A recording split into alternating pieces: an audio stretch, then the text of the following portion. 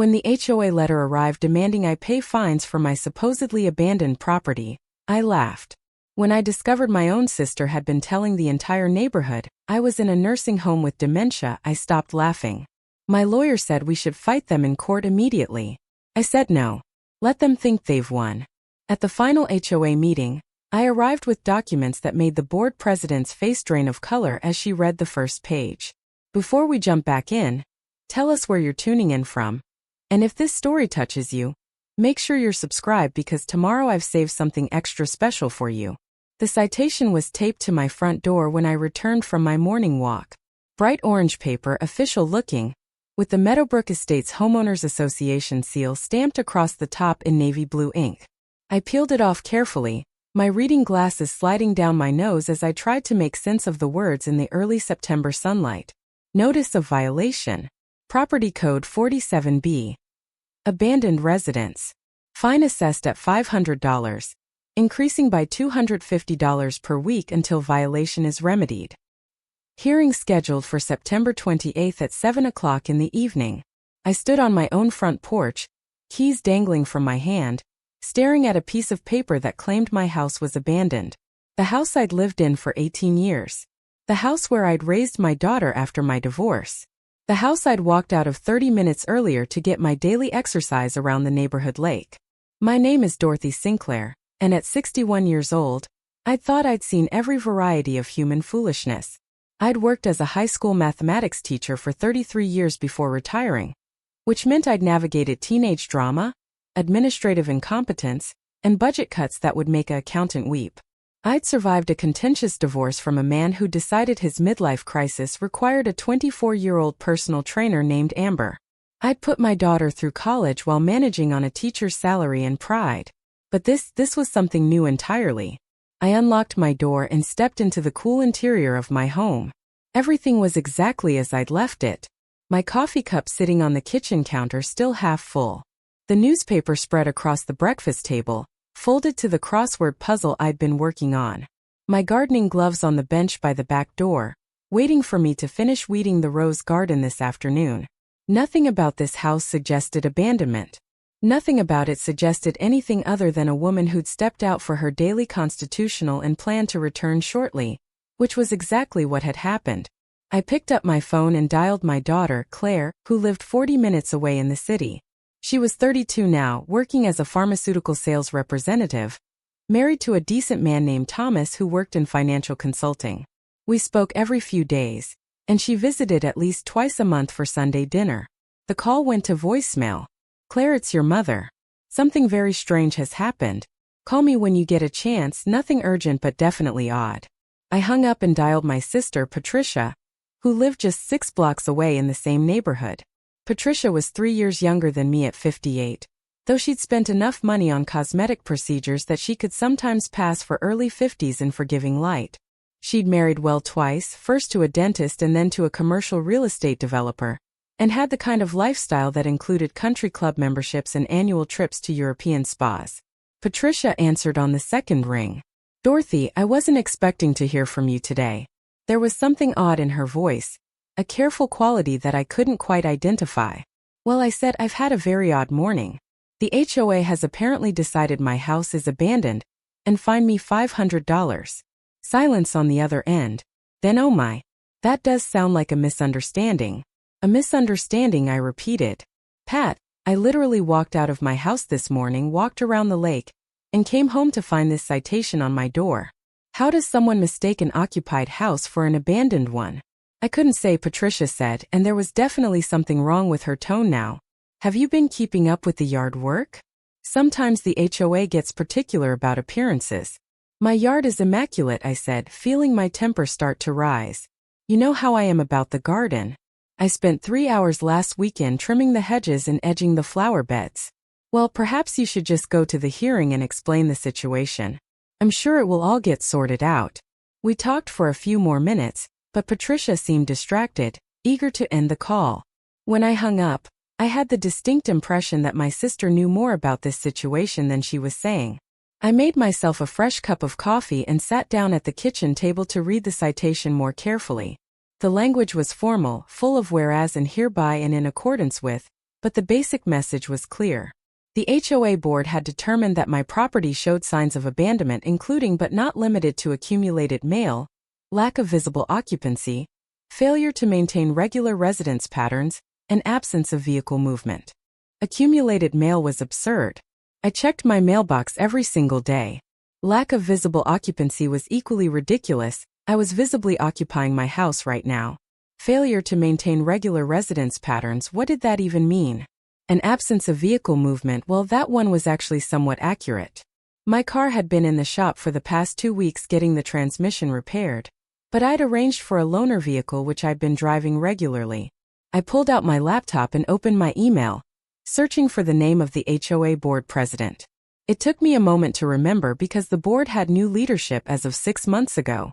The previous president, a retired engineer named Walter Hughes, had moved to Arizona to be near his grandchildren. The new president was someone I'd met only once or twice at neighborhood events. Her name was Vivian Rothschild, and she lived in one of the larger houses on the north side of the development, a sprawling contemporary with a 3-car garage and professionally maintained landscaping. I'd spoken to her briefly at the spring block party.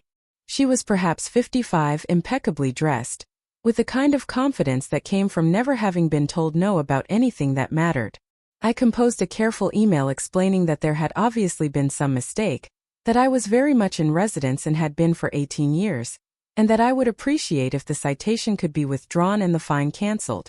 I attached a photo of myself standing in my living room with that day's newspaper visible in the frame, just to make the point absolutely clear. The reply came back within an hour. Mrs. Sinclair, thank you for your email. However, the citation stands as issued. Multiple neighbors have reported concerns about your property over the past several weeks. The hearing on September 28th will provide an opportunity for you to present your case to the full board. Please plan to attend with any documentation you feel is relevant. Regards, Vivian Rothschild, HOA Board President.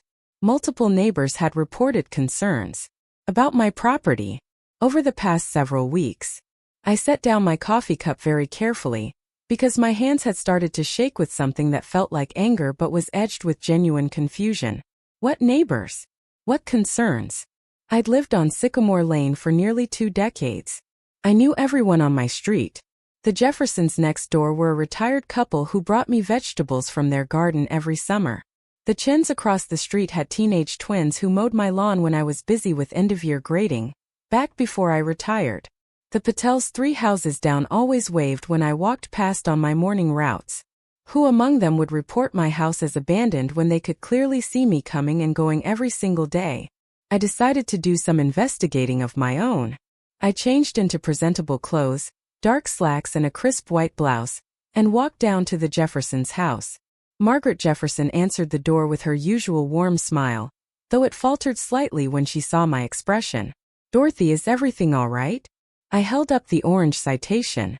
Did you happen to notice anyone from the HOA coming by my house recently? Or hear any concerns about my property? Margaret's smile disappeared entirely.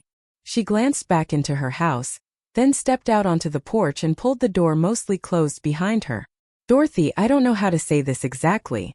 Just say it plainly, Margaret. We've been neighbors for long enough.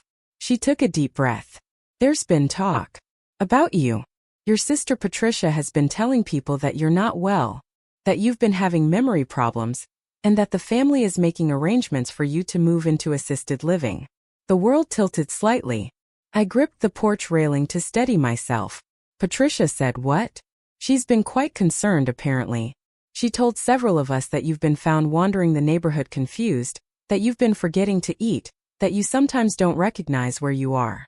She said the family was trying to handle it quietly out of respect for your dignity. I felt heat rising up my neck and into my face. Margaret, I am standing here having a perfectly lucid conversation with you. Do I seem confused? Do I seem like someone who doesn't know where she is? Of course not, Margaret said quickly. But Patricia seems so sincere. And she is your sister. We thought maybe you were having good days and bad days. That maybe we were only seeing you on the good days. I see, I said, though I didn't see at all. How many people has Patricia talked to? Margaret looked uncomfortable. Most of the street, I think. She's been quite active in spreading the word, making sure everyone knows to keep an eye out for you. To call her if they notice anything concerning. And has anyone noticed anything concerning? Well, no, Margaret admitted. You seem exactly the same as always. But Patricia was so insistent that there were problems, and she showed us some paperwork, something about medical evaluations. We assumed she must know something we didn't. Paperwork. Medical evaluations. Patricia had been showing my neighbors forged medical documents about my supposed cognitive decline. Thank you for being honest with me, Margaret. I appreciate it more than you know. I walked back to my house in a daze, my mind racing through implications and possibilities. Patricia had been systematically telling the neighborhood that I was incompetent. She'd been laying groundwork for something, creating a narrative where I couldn't be trusted to manage my own affairs or even recognize my own home. But why? I sat down at my computer and started searching. Property records, estate documents, anything that might give me a clue about what my sister was planning. It took me most of the afternoon, but eventually I found something that made my blood run cold. 3 months ago, Patricia had filed paperwork with the county clerk's office, attempting to establish a guardianship over me. The petition claimed I was suffering from early-stage dementia and could no longer safely live independently. It requested that Patricia be granted legal authority over my financial and medical decisions. The petition had been denied due to lack of medical evidence, but it had been filed. My own sister had tried to have me declared incompetent without my knowledge. I kept digging. In the guardianship petition, Patricia had listed my property address and included an estimated value of $750,000. Meadowbrook Estates had appreciated significantly since I'd bought my house 18 years ago for $200,000. My little 3-bedroom ranch on a quiet street was now worth $750,000. And Patricia, I was beginning to understand, wanted it. But there was more. I found an email thread that Patricia had apparently accidentally copied me on 6 months ago. Something I deleted without reading because it seemed like HOA administrative nonsense. Now I pulled it up from my trash folder and read it carefully. It was a conversation between Patricia and Vivian Rothschild about properties that might become available for redevelopment in the neighborhood. Patricia had specifically mentioned my address as a potential opportunity, noting that the current owner was aging and might be persuaded to sell soon for the right offer. Vivian had responded with interest, mentioning that her son-in-law ran a property development company that specialized in buying older homes in desirable neighborhoods, demolishing them, and building luxury spec homes that sold for $2 to $3 million. My house wasn't just valuable to Patricia as an asset she might inherit someday. It was valuable right now to her and to her new friend Vivian Rothschild, as a property they could acquire cheaply under the guise of helping a confused elderly woman, then flip for an enormous profit. The abandoned property citation wasn't a mistake or a misunderstanding. It was step one in a plan to force me out of my home. I sat in my kitchen as the afternoon light faded, trying to process the scope of what my sister had done. She'd attempted to have me declared incompetent. She'd spread rumors about my mental decline throughout the neighborhood. She'd conspired with the HOA president to create a paper trail suggesting my house was abandoned. Also, she could eventually force me into selling my property to developers who would split the profits with her. My phone rang. It was Claire finally returning my call. "Mom, sorry I missed you earlier. What's going on?" I took a deep breath. "Claire, I need to ask you something, and I need you to be completely honest with me. Has Aunt Patricia said anything to you about my health? About memory problems or confusion?" There was a long pause. "Mom, she called me about a month ago. She said she was worried about you. That you'd been acting strangely, forgetting conversations, seeming disoriented. She wanted to know if I'd noticed anything." "And what did you tell her?" "I told her you seem fine to me, that we talk regularly and you've never seemed confused or forgetful." "Why? What's happening?" I explained about the citation, about the conversations with Margaret, about the guardianship petition I'd found. As I talked, I could hear Claire's breathing getting faster, could sense her anger building. "She tried to have you declared incompetent?" Claire's voice was shaking. "Mom, that's elder abuse. That's fraud. We need to call the police. We need to get a lawyer." "I know," I said, "but I need to think about this carefully. If we move too quickly, Patricia might destroy evidence or convince Vivian to back off. I need to understand the full scope of what they're planning before we take action." "What are you going to do?" I looked down at the orange citation on my table, at the hearing date circled in red. I'm going to let them think they're winning. I'm going to play the confused old woman they've been telling everyone I am. And I'm going to gather evidence of everything they've done. Mom, Claire said slowly. You sound like you're planning something. I am, I replied. I'm planning to protect myself and my property. And I'm planning to make sure Patricia and Vivian Rothschild understand that they picked the wrong person to manipulate. After I hung up with Claire, I sat in my kitchen for a long time, thinking through my options. I'd spent 33 years teaching high school mathematics, which meant I understood the importance of carefully working through problems step by step. You didn't jump to the solution. You showed your work. You proved your conclusions. I needed to prove what Patricia and Vivian were doing. I needed documentation, witnesses, evidence that would hold up not just in HOA proceedings, but potentially in court. I pulled out a notebook and started making lists. What I knew, what I suspected, what I needed to find out, who might be willing to help me, what resources I had at my disposal. The hearing was 3 weeks away. 3 weeks to build my case and prepare my response. 3 weeks to figure out exactly how Patricia had pulled this off and what she'd planned as her next move.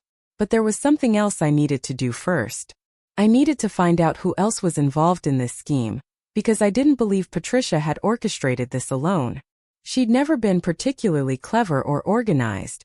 Someone was helping her, advising her, maybe even directing her. I opened my laptop again and started searching for connections between Patricia and Vivian Rothschild. It didn't take long to find what I was looking for.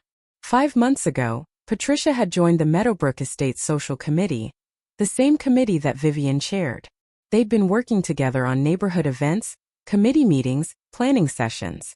That was where the conspiracy had started. Vivian, always looking for development opportunities, had seen my property as potential goldmine. Patricia, always eager to ingratiate herself with wealthy, influential people, had volunteered me as a mark. Together, they'd created a plan to acquire my house through manipulation and legal maneuvering, rather than honest negotiation. I found photos from social committee events posted on the neighborhood Facebook page. Patricia and Vivian at the spring block party, heads close together in conversation. Patricia and Vivian at the summer concert series, laughing at some shared joke. Patricia and Vivian at the August ice cream social, just 6 weeks ago, standing in front of a banner advertising committee accomplishments. In that last photo, if I zoomed in carefully, I could see they were looking at something on Vivian's phone. Their expressions were focused, calculating. I wondered if they were looking at property listings or development plans, or perhaps the guardianship petition that Patricia would file just weeks later. My phone buzzed with a text message. It was from Patricia. Dorothy, I heard about the HOA citation. So sorry you're going through this. Why don't you come over for dinner tomorrow night? We can talk about everything. The audacity was breathtaking. She wanted to have dinner, to sit across from me and pretend to be concerned while she plotted to steal my house. I typed back a response. That sounds lovely. What time? 6 o'clock, Patricia replied. Just family, very casual. We have so much to catch up on. I stared at that message for a long time. Just family. As if family meant something to Patricia beyond opportunity and exploitation. As if I was supposed to trust her because we shared DNA and childhood memories and parents who'd been dead for over a decade. But I texted back a cheerful acceptance and started planning what I would wear to dinner with the woman who was trying to destroy my life. That night I barely slept. I lay in my bed in the house I'd lived in for 18 years, listening to the familiar sounds of the neighborhood settling in for the evening. The distant bark of the Patel's dog. The hum of air conditioners running against the warm September evening. The occasional car passing on the main road 3 blocks away. This was my home.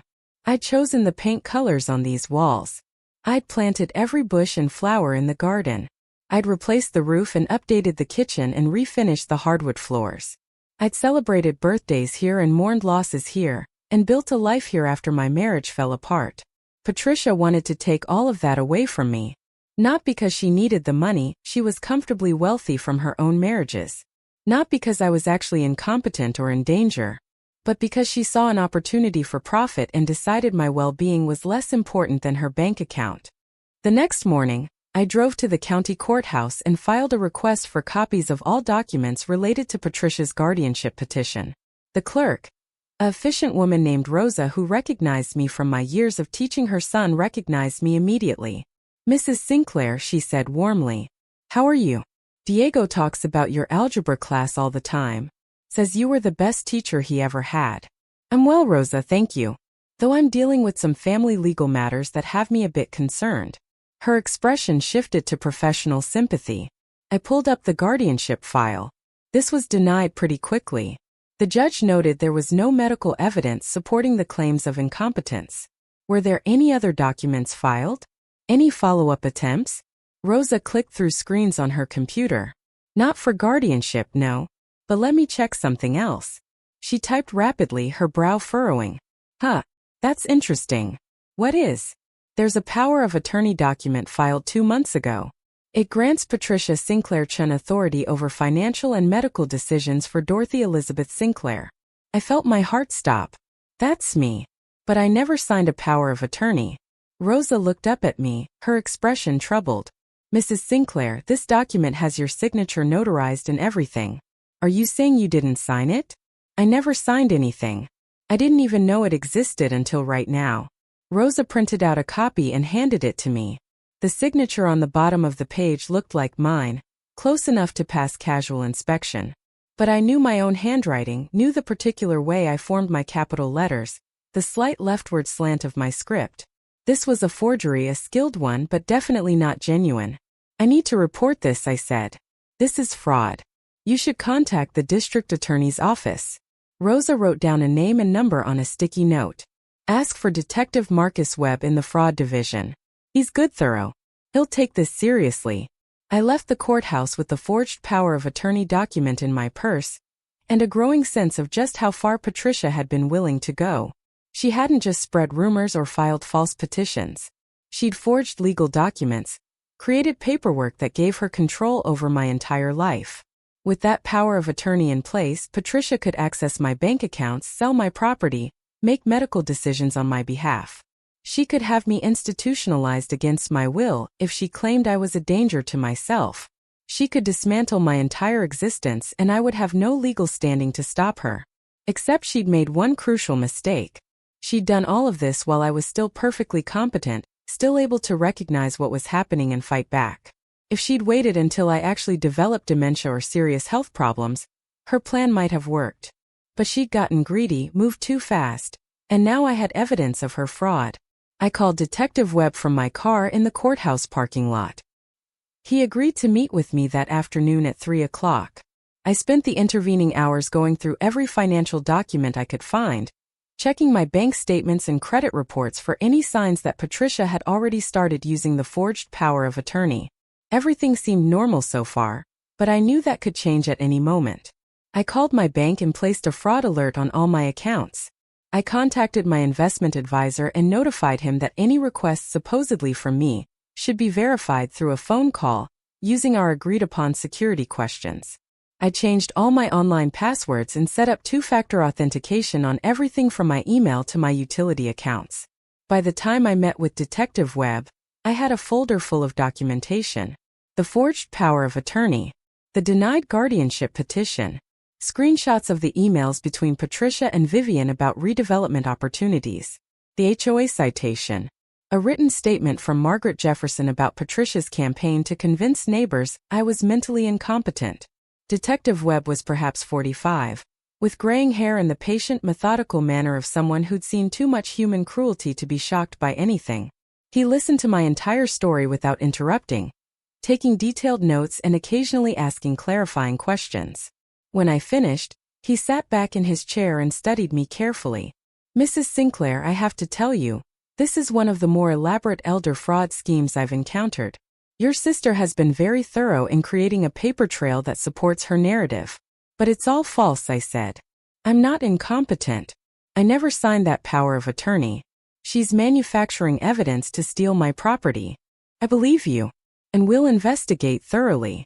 But I need you to understand that this kind of case can take time to build. We'll need to verify the signature forgery, interview witnesses, subpoena records. It could be months before we have enough evidence to bring charges." "Months," I repeated.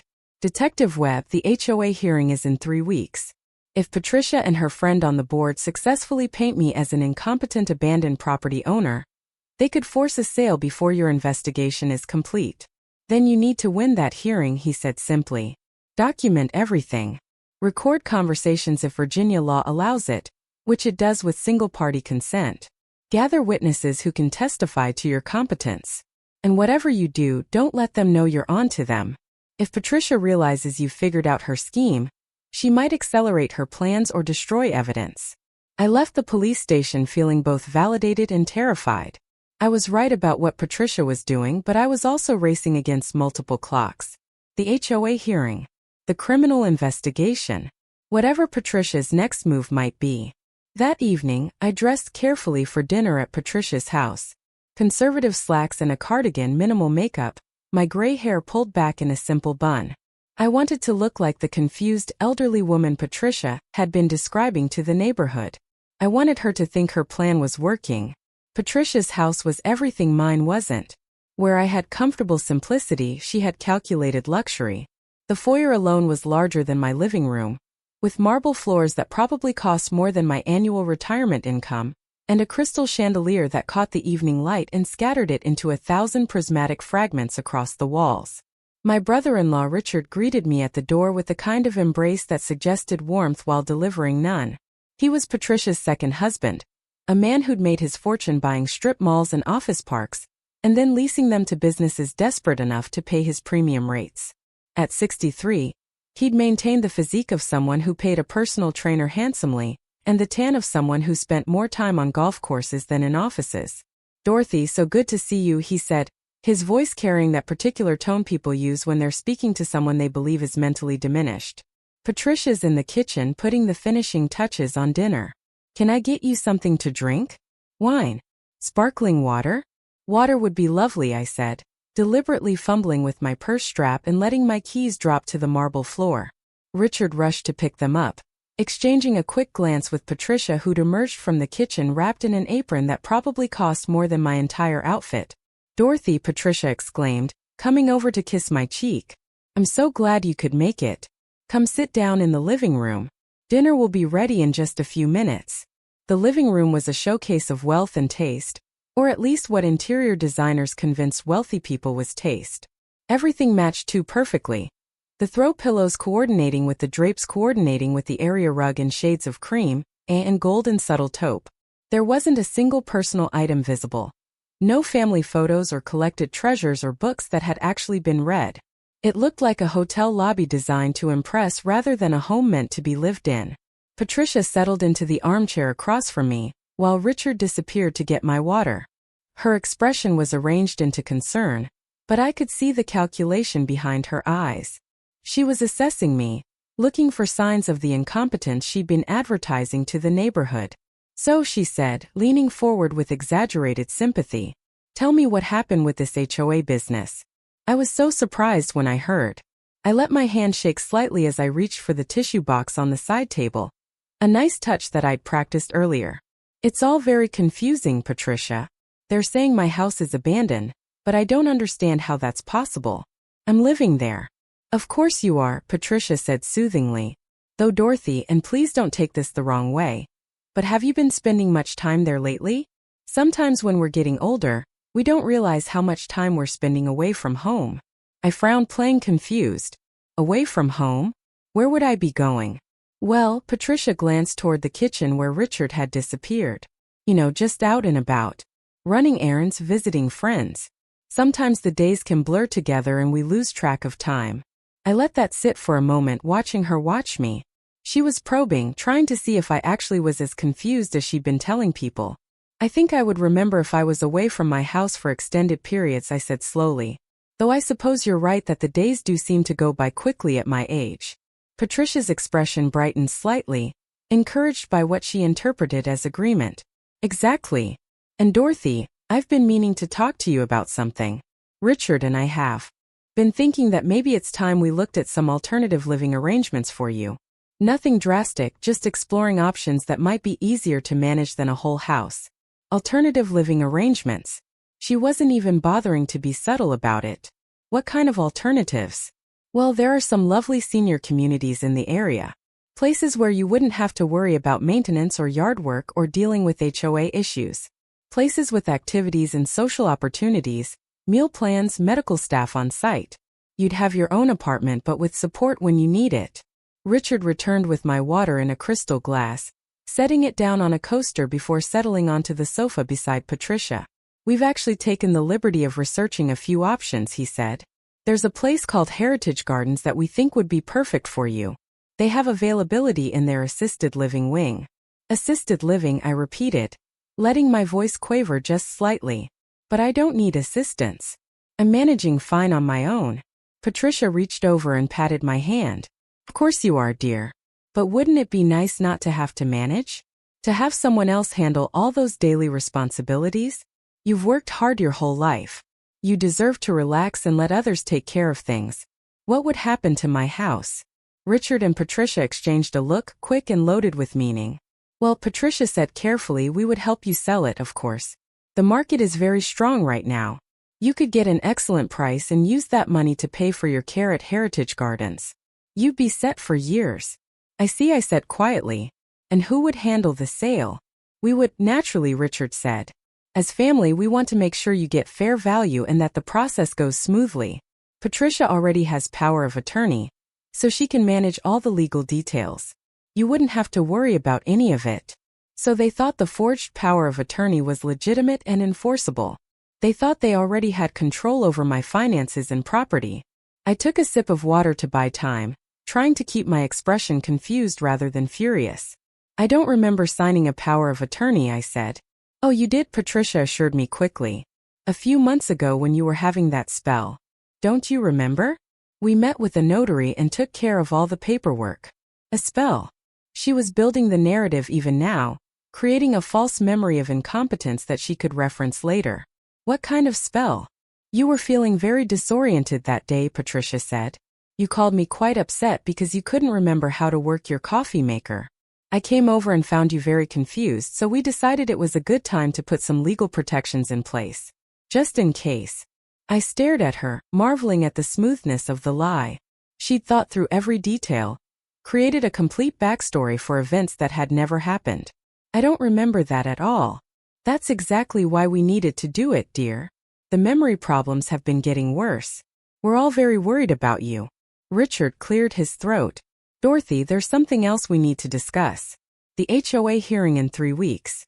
Patricia and I have been talking to some people, and we're concerned that if you attend the hearing in your current state, you might say things that could make the situation worse. My current state, I repeated. You might get confused or emotional, Richard explained. These hearings can be very stressful. Lots of questions and legal procedures. We think it would be better if you let Patricia represent you.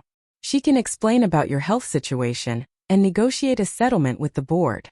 A settlement where they force me to sell my house to their developer friend Vivian's son-in-law. No doubt.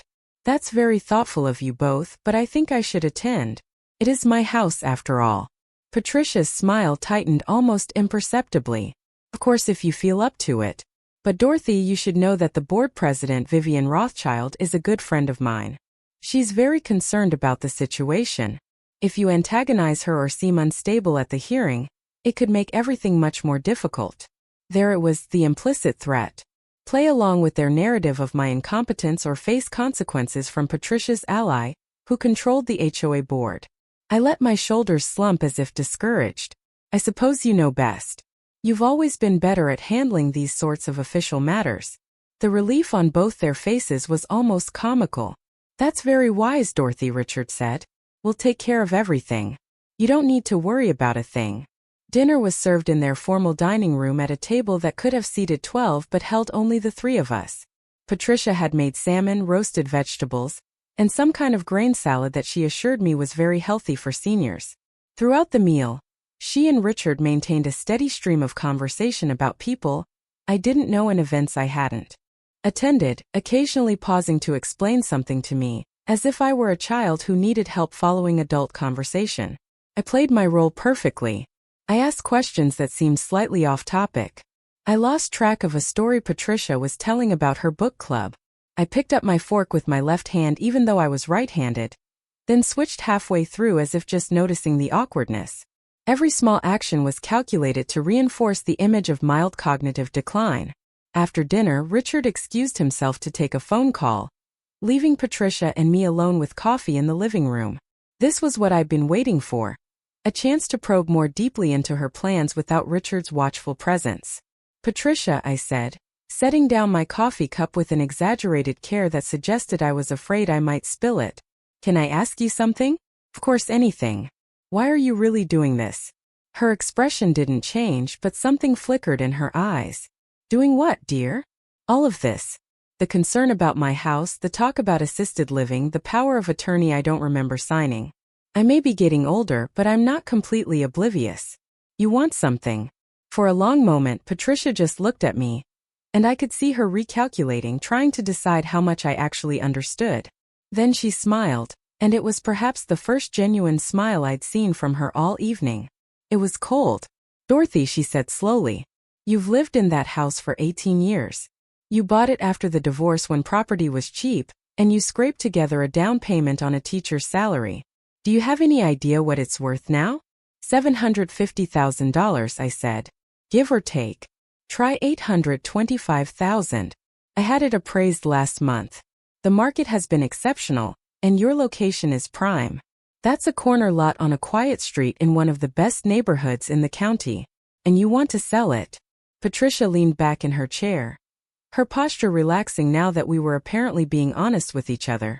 "There's a developer who's very interested. He builds luxury homes, modern designs that sell for $2 to $3 million. He's offered me a finder's fee of 10% of the sale price if I can deliver the property. That's over $80,000, Dorothy, for making one introduction. So you decided to have me declared incompetent so you could force the sale." She shrugged. "You're living alone in a house that's too big for you. Dealing with an HOA that's going to make your life miserable until you leave anyway. I thought I was actually helping you transition to a more appropriate living situation while also benefiting financially from a deal that was going to happen eventually anyway. Except it's my house, Patricia. My decision. Not yours. You're 61 years old and living on a teacher's pension. How much longer can you really afford to maintain that property? The property taxes alone are over $8,000 a year now. The roof will need replacing in a few years. The HVAC system is original to the house. You're looking at tens of thousands in maintenance costs. I can afford it, I said. Can you?" Patricia leaned forward. "Because from what I've seen of your finances, you're barely breaking even each month. One major expense and you'll be forced to sell anyway, probably in a panic sale that nets you far less than what we could get in a planned transaction. You've been looking at my finances. I have power of attorney, Dorothy. I have access to everything. And I'm telling you as your sister who loves you. This is the smart move. Sell the house, move into Heritage Gardens where you'll be comfortable and cared for, and stop struggling to maintain a lifestyle you can't really afford anymore." I stared at her, this woman who'd shared a childhood with me, who'd been my maid of honor at my wedding, whose daughter had spent summers at my house when she was young. She'd accessed my bank accounts using a forged legal document, and was now justifying it as concern for my well-being. "And if I refuse?" I asked quietly. Patricia's expression hardened. "Then the HOA will continue to fine you. $500 this month, $750 next month, $1,000 the month after that. They'll put liens on your property for unpaid fines. Eventually they'll force a sale to recover their costs. And when that happens, you won't get nearly the value we could get now in a private transaction. Vivian Rothschild is helping you with this. Vivian understands business. She understands that sometimes properties need to change hands to reach their full potential. The neighborhood will benefit from having a beautiful new home on that corner lot instead of an aging ranch that needs work." "I see," I said. "And how much is Vivian getting out of this deal?" Patricia smiled. "That's between Vivian and the developer. But I can tell you that everyone benefits. You get enough money to live comfortably for the rest of your life. I get my finder's fee. Vivian facilitates a valuable development. The developer builds something spectacular. The neighborhood improves. It's what business people call a win-win-win situation. Except I never agreed to any of it." She stood up, clearly deciding the conversation was over. "You will, Dorothy. Once you understand that you don't really have a choice. Now Richard and I have some papers we'd like you to sign tonight." Just some preliminary documents about the assisted living placement and the property sale timeline. I'm not signing anything tonight, I said, standing as well. Patricia's expression cooled. Don't be difficult about this. We're trying to help you. I need to think about everything you've said. And I'd like to have my own lawyer review any documents before I sign them. You don't need a lawyer. You have family. I need to go home now, I said, gathering my purse. Thank you for dinner. Richard appeared in the doorway as if on cue. His phone call apparently concluded at exactly the right moment. Everything all right in here? Dorothy's tired, Patricia said. She's going to head home. Richard drove me home even though I had my loaner car and was perfectly capable of driving myself. He kept up a steady stream of pleasant conversation about nothing in particular, and when we pulled into my driveway, he turned to me with practiced concern. Dorothy, I hope you'll think seriously about what Patricia said tonight. We really do have your best interests at heart. I'm sure you believe that, I said, and got out of the car before he could respond. Inside my house, I immediately went to my home office and began documenting everything from the evening. Every word Patricia had said. Every implication and threat. The admission that she'd accessed my finances using the forged power of attorney. The revelation about the finder's fee and Vivian's involvement. I was shaking with anger as I typed, my fingers hitting the keys harder than necessary. My own sister. My only living family besides Claire. She'd looked me in the eye and explained exactly how she was planning to steal my home and my independence, and she genuinely seemed to believe she was doing me a favor. My phone rang at 9:30. It was Claire. Mom, how did dinner go? Did you find out anything useful?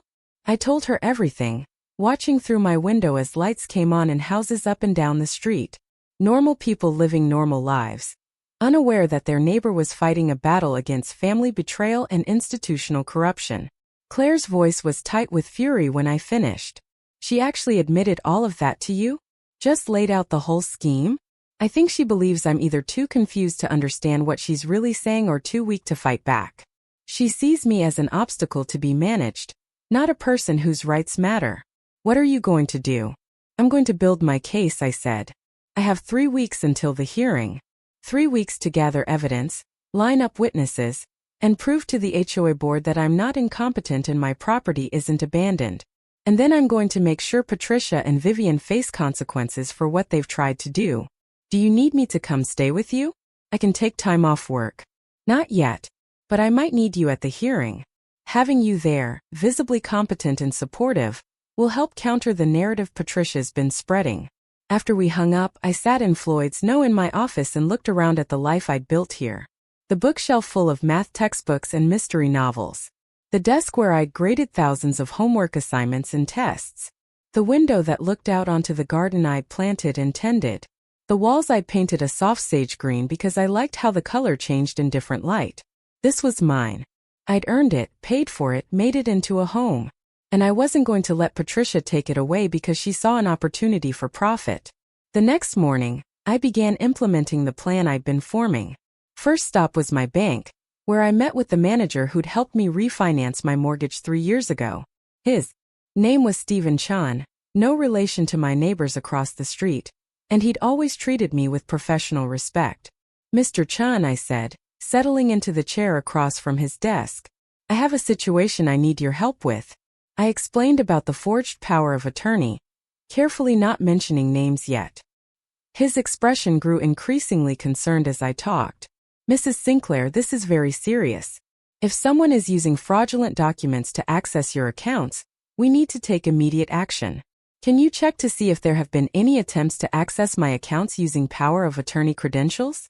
He typed rapidly on his computer, his frown deepening. Yes, actually. 3 weeks ago, someone came in with power of attorney documents and requested complete account information. We provided it per our standard protocols. I'm so sorry I didn't personally handle that transaction, or I might have questioned it. Can you tell me who came in? He checked his records. A Patricia Chun.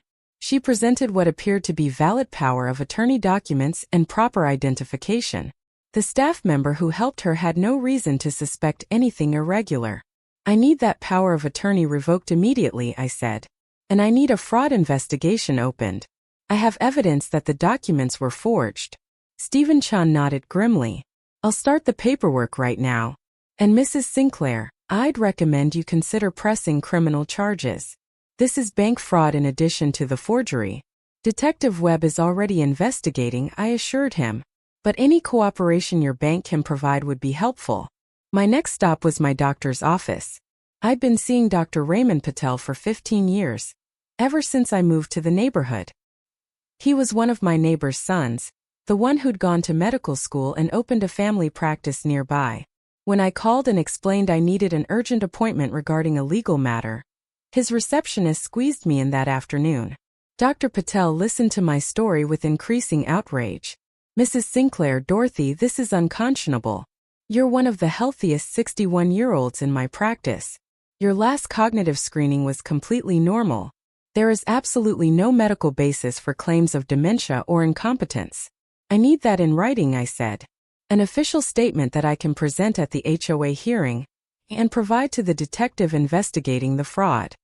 He was already pulling up forms on his computer. I'll prepare a comprehensive evaluation documenting your cognitive status, physical health, and capacity for independent living. And Dorothy, if you need me to testify anywhere, in court or at this hearing, I'll make myself available. What your sister has done is not just illegal. It's a betrayal of trust that I find deeply disturbing. Over the next week, I methodically built my case. I obtained copies of all the forged documents from the county clerk's office and had them analyzed by a handwriting expert who confirmed they were not in my hand. I gathered bank statements showing no unusual expenditures or behaviors that might suggest cognitive decline. I collected written statements from neighbors attesting to my competence and regular presence in my home. I met again with Detective Webb, who informed me that his investigation had uncovered additional troubling information. Patricia had been making regular payments to a notary public named Linda Marshall, who had apparently been willing to notarize documents without actually witnessing signatures. Linda Marshall was now cooperating with authorities in exchange for reduced charges, and she'd confirmed that Patricia had brought her pre-signed power of attorney documents and paid her $500 to backdate the notarization. The case against Patricia was becoming ironclad. But the HOA hearing was a separate matter, one where criminal charges wouldn't necessarily help me. I needed to prove to the board that the abandoned property citation was baseless, and that the entire complaint was part of a conspiracy to force me out. That's when I decided to do something that felt slightly underhanded but necessary. I started recording my conversations with Patricia. Virginia is a one-party consent state, which meant I could legally record any conversation I was part of without informing the other parties. So when Patricia called to check in on me, expressing fake concern about how I was handling everything, I had my phone set to record. When she stopped by unannounced to discuss the Heritage Gardens assisted living facility, I had a recording device in my pocket. Every interaction became documentation. The recordings were damning. Patricia discussing the property's sale as if it were a foregone conclusion. Patricia mentioning her finder's fee multiple times. Patricia explaining how she and Vivian had coordinated the HOA citation to create urgency. Patricia even laughing about how easy it had been to convince neighbors I was incompetent. Another pause, longer this time. I don't see how that's relevant to the HOA's concerns. It seems very relevant to me, Mrs. Rothschild. It suggests that the citations weren't really about abandoned property at all, but rather about creating pressure to force a sale that would benefit you personally. Her voice cooled noticeably. Mrs. Sinclair, I don't appreciate your implication. The HOA board takes its responsibilities seriously. We have documented concerns from multiple residents about your property. Residents like my sister, who's been telling lies about my mental competence while forging legal documents to steal my house. The silence on the other end was absolute. Then, very carefully, I think we should continue this conversation at the formal hearing with all parties present. I agree, I said. See you in 1 week, Mrs. Rothschild. I hung up before she could respond. My hands were shaking, but this time it was adrenaline rather than anger. I just tipped my hand, let Vivian know that I was aware of the conspiracy and prepared to fight it. It was a calculated risk, but I wanted her off balance going into the hearing. I wanted her worried about what evidence I might present. That evening, Claire came to visit. She brought Thai food and a bottle of wine, and we sat in my kitchen like we had so many times over the years, talking about everything and nothing. Mom, she said eventually. Are you scared? Terrified, I admitted. But more angry than scared. What Patricia has done, what she's tried to do. It's so far beyond normal sibling rivalry or even garden variety greed. She was willing to destroy my reputation, steal my home, and institutionalize me against my will. For money she doesn't even need. Claire reached across the table and took my hand. You know I'll be there at the hearing. And Thomas said he'd come too if you want additional family support. I squeezed her hand gratefully. I need you there. Patricia has been painting a picture of a lonely, confused old woman with no support system. Having you there proves that's false. I have a daughter who loves me and stays involved in my life. I'm not some abandoned elder they can manipulate without consequence. What do you think will happen at the hearing? Honestly, I think it depends on how many board members are in on the scheme with Vivian. If it's just her, then presenting evidence of the conspiracy should be enough. If others are involved, or if they're just willing to look the other way because they trust her leadership, then I might still lose despite having the facts on my side. And if you lose, then we fight it in court. And we make sure Patricia faces criminal charges for everything she's done. But Claire, I really don't want to lose my house. Not because I'm particularly attached to the building itself, though I do love it.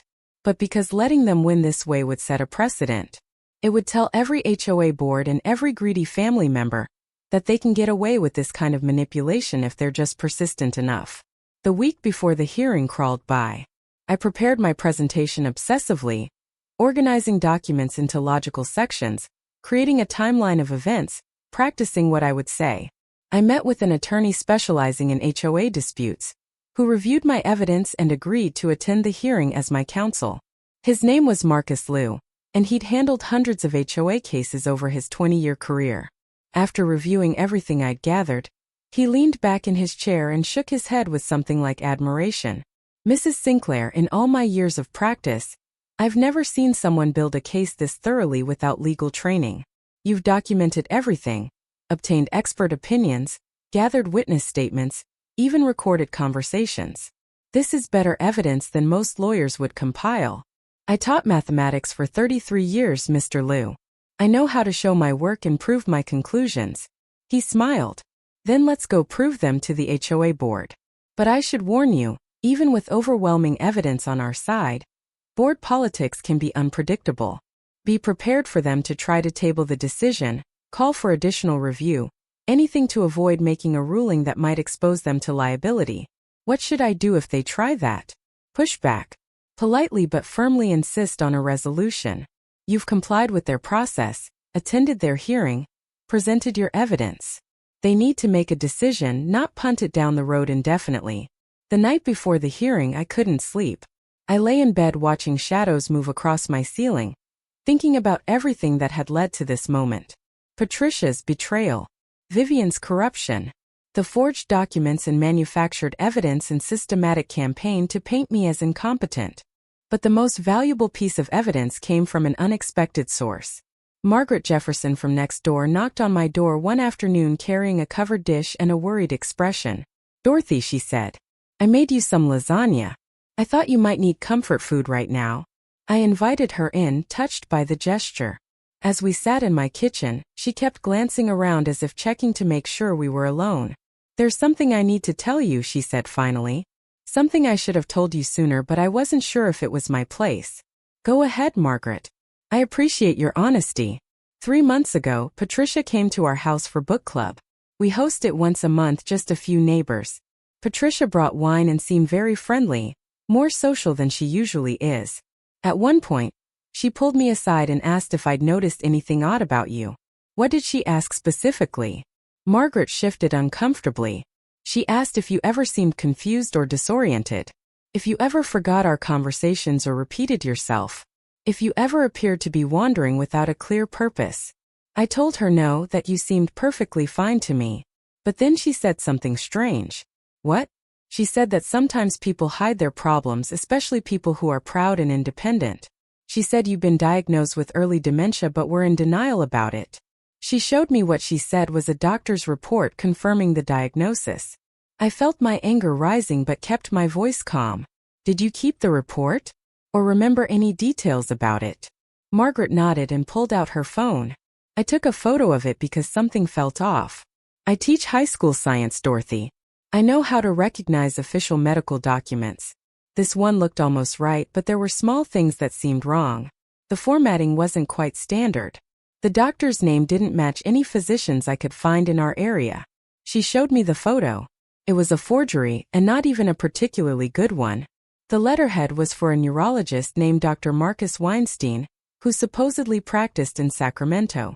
But the address was wrong, the phone number led to a disconnected line, and the medical terminology was just slightly off, the kind of mistake someone would make if they were researching dementia online rather than actually treating it. Margaret, would you be willing to testify about this at the HOA hearing? And provide a copy of this photo as evidence? Absolutely. Robert and I have been feeling terrible about the whole situation. We believed Patricia because she's your sister, but we should have trusted our own observations. You've been a wonderful neighbor for 18 years. We should have questioned why someone would suddenly claim you developed problems when we saw no evidence of it ourselves. After Margaret left, I sat at my kitchen table and looked at the photo on my phone. Patricia had manufactured medical evidence. She'd created a false diagnosis from a fictional doctor and used it to convince neighbors I was incompetent. The audacity and premeditation of it took my breath away. But it also gave me exactly what I needed. With this forged medical document, I could prove to the HOA board that Patricia had been running a coordinated campaign of defamation. It wasn't just spreading rumors, it was creating false evidence to support those rumors. I called Detective Webb and told him about Margaret's evidence. He asked me to have Margaret come to the station to make a formal statement and provide the original photo file with metadata showing when and where it had been taken. The next day, I received a call from Vivian Rothschild. Her tone was carefully neutral, the voice of someone trying to sound reasonable while delivering an ultimatum. Mrs. Sinclair, I wanted to reach out personally regarding the upcoming hearing. I understand this has been a difficult time for you. Thank you for calling, Mrs. Rothschild, I said, keeping my own voice equally neutral. I've been speaking with your sister Patricia, and we both agree that perhaps there's a way to resolve this situation without the stress of a formal hearing. If you were willing to work with us on a voluntary sale of your property, the HOA would be willing to withdraw the citations and waive all associated fines. There it was. The offer that confirmed everything I'd suspected about her involvement. How generous, I said. But I'm curious why the HOA would withdraw legitimate citations just because I'm selling my house. There was a brief pause. Well, the citations are based on concerns about property maintenance and occupancy. If the property is going to be sold and redeveloped, those concerns become moot. I see. And would this buyer happen to be your son-in-law, the developer? But I also thought about the people who'd helped me. Dr. Patel providing medical documentation without hesitation. Margaret Jefferson coming forward with evidence despite her initial belief in Patricia's lies. Stephen Chun at the bank taking my fraud claim seriously. Detective Webb treating my case with the gravity it deserved. Claire standing beside me without question. I'd spent so much of my life focused on the betrayal, on what Patricia had tried to take from me. But there was another story here too. One about a community that ultimately chose to believe truth over convenient narratives. One about institutions that, when presented with evidence of wrongdoing, took action rather than looking away. That thought sustained me as I finally drifted off to sleep just before dawn. Whatever happened at the hearing tomorrow, I'd done everything I could to prepare. The rest would depend on whether justice still meant something in Meadowbrook Estates, or whether power and profit had won out over principle. The community center meeting room was packed when I arrived 15 minutes early. I'd expected the standard handful of board members and perhaps a few curious neighbors, but there must have been 40 people crowded into a space designed for 20. Word had apparently spread that this wasn't going to be an ordinary citation hearing. Marcus Liu met me at the door, his briefcase heavy with organized evidence. He dressed in a sharp navy suit that projected authority without aggression, and he'd advised me to do the same. I wore a tailored charcoal dress with pearl earrings, my hair styled professionally, my posture straight and confident. I wanted to look like exactly what I was, a competent woman in full possession of her faculties. Claire and Thomas were already seated in the front row, having arrived early to secure good positions. Claire gave me a subtle thumbs up as I walked past. Behind them I could see familiar faces from the neighborhood. The Jeffersons. The Chins. Dr. Patel had come as well, carrying what I assumed was his medical documentation. Even Stephen Chan from the bank had shown up, apparently prepared to testify if needed. Patricia sat on the opposite side of the room with Richard, her expression carefully arranged into concerned sympathy.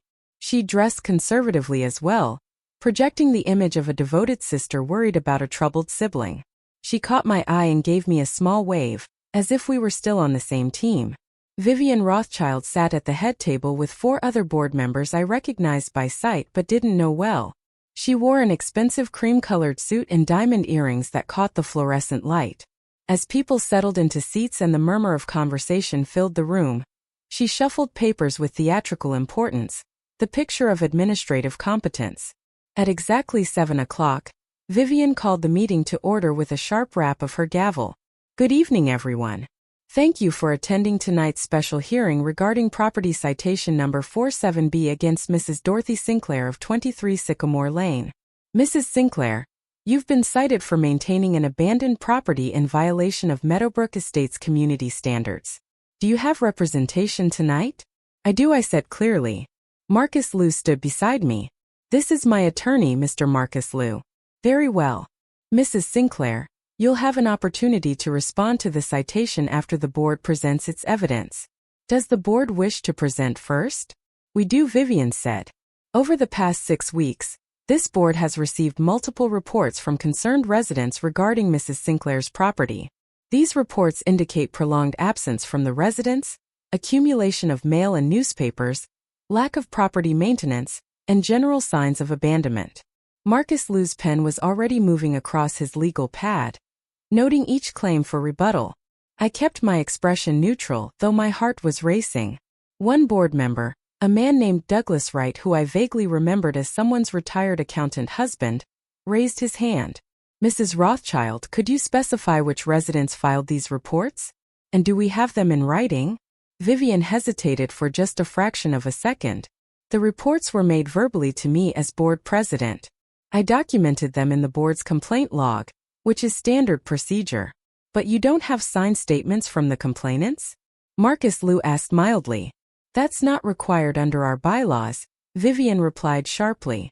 Verbal complaints are sufficient grounds for investigation and citation. Marcus made another note. Understood. Please continue. Vivian pulled out a folder and began reading from what appeared to be prepared notes. On August 15th, I personally observed Mrs. Sinclair's property and noted that her vehicle had not moved from its parking space in several days. The grass appeared overgrown and mail was visible in the mailbox. On August 22nd, another observation revealed similar conditions. On September 5th, the property continued to show signs of non-occupancy. I kept my expression carefully neutral even as I noted the dates. August 15th was when my car had been in the shop for transmission repair. The grass appeared overgrown was pure fabrication. I had lawn service records to prove otherwise. And mail was visible in the mailbox was technically true but meaningless. I checked my mail every afternoon, so of course there would be mail visible during morning observations. Do you have photographs documenting these observations? Marcus asked. Vivian's jaw tightened. I do not. The citations were based on direct observation. So we have no photographic evidence, no signed complaints, just your word that you observed conditions you deemed problematic? Mr. Liu, Vivian's voice had gone cold. I've been a board member for 3 years and president for 6 months. My observations are part of the official record. Of course, Marcus said smoothly. I'm merely establishing what evidence exists. Please continue. Vivian went through several more supposed observations, each one equally vague and unsubstantiated. When she finished, she looked at me with what might have been pity if I hadn't known better. Mrs. Sinclair, the board understands that aging can be difficult. We want to help you transition to a living situation more appropriate for your current needs. We're prepared to waive the fines if you'll agree to list your property for sale within 30 days. There it was, exactly as I'd expected. The seemingly generous offer that was actually an ultimatum backed by fabricated evidence and conspiratorial pressure. I glanced at Marcus, who gave me a slight nod. Time for our response.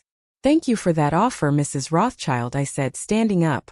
"However, I'd like to present my response to the citation before we discuss any agreements." I walked to the front of the room, Marcus beside me with his briefcase. Claire smiled at me encouragingly. Patricia's expression had shifted from false sympathy to something harder to read. "Mrs. Rothschild, board members, neighbors," I began. "I've lived at 23 Sycamore Lane for 18 years. In that time I've paid my HOA dues promptly, maintained my property according to community standards, and been an active member of this neighborhood. The suggestion that my house is abandoned would be laughable if it weren't so serious." Marcus opened his briefcase and pulled out the first set of documents. "These are my utility bills for the past 6 months. As you can see, electricity, water, gas, and internet usage are all consistent with an occupied residence. In fact, my usage patterns haven't changed significantly in years." He passed copies to each board member. Vivian's face remained impassive, but I saw Douglas Wright lean forward with interest. "These are statements from my lawn care service, documenting weekly maintenance throughout the summer. These photographs, taken on the dates Mrs. Rothschild claims my yard was overgrown, show well-maintained landscaping. These are receipts from my newspaper delivery, proving that I collect my mail and newspapers daily." With each piece of evidence, Marcus methodically dismantled Vivian's claims. The audience was completely silent now, everyone leaning forward to catch every word. "Now," I continued, "let's address the most serious aspect of this situation. The claim that I've been absent from my home isn't just inaccurate, it's part of a deliberate campaign to force me out of my property." Patricia had gone very pale. Vivian's expression remained fixed, but her hands had stilled on her papers. "Over the past several months, my sister Patricia has been telling neighbors that I suffer from dementia and am being moved to assisted living. She's shown people forged medical documents to support this claim. She's filed fraudulent power of attorney paperwork, giving her control over my finances. And she's conspired with at least one member of this board to use HOA citations as leverage to force a property sale that would financially benefit both of them." The room erupted in murmurs. Douglas Wright looked shocked. The other board members were exchanging glances of confusion and concern. Only Vivian remained still, her face now carefully blank. "Those are very serious accusations, Mrs. Sinclair," Vivian said. "I hope you have evidence to support them." "I do," I said. "Marcus, if you would." He pulled out the forged medical document that Margaret Jefferson had photographed. "This is a fake diagnosis of dementia that my sister showed to neighbors. The doctor listed doesn't exist at the address provided. The medical terminology is incorrect. The formatting doesn't match legitimate medical documentation." Next came the forged power of attorney with the handwriting expert's analysis attached. This document was filed with the county using my forged signature. The notary who supposedly witnessed it has admitted to authorities that she was paid to backdate notarization of a document I never actually signed. Patricia stood up suddenly. "This is ridiculous. Dorothy, you're clearly not well if you believe these conspiracy theories." "Sit down, Mrs. Chan," Marcus said firmly. "You'll have an opportunity to respond when Mrs. Sinclair has finished presenting her evidence." Patricia remained standing for a moment, then slowly sank back into her chair. Richard put a hand on her arm, whether in support or restraint I couldn't tell. "I have recordings," I continued, "of my sister discussing her plans to force the sale of my property, discussing the finder's fee she would receive from a developer, and discussing her coordination with Mrs. Rothschild to use HOA enforcement as pressure." Vivian stood abruptly. "I've heard enough. This hearing is over. The board will take these matters under advisement and issue a ruling within 30 days. "No," Douglas Wright said firmly. "I want to hear the rest of this. Vivian, if there's even a possibility that you've been using your board position for personal gain, we need to address it right now." The other board members nodded in agreement. One woman I didn't know said quietly, "I've been concerned about some of the citations issued in recent months. They've seemed targeted rather than based on actual violations." Vivian looked around the table, seeing that she'd lost control of the situation. "Very well," she said tightly. "Continue, Mrs. Sinclair." Marcus pulled out his laptop and set up a small speaker. "With the board's permission, I'd like to play a brief excerpt from one of Mrs. Sinclair's recorded conversations with her sister." The recording was damning.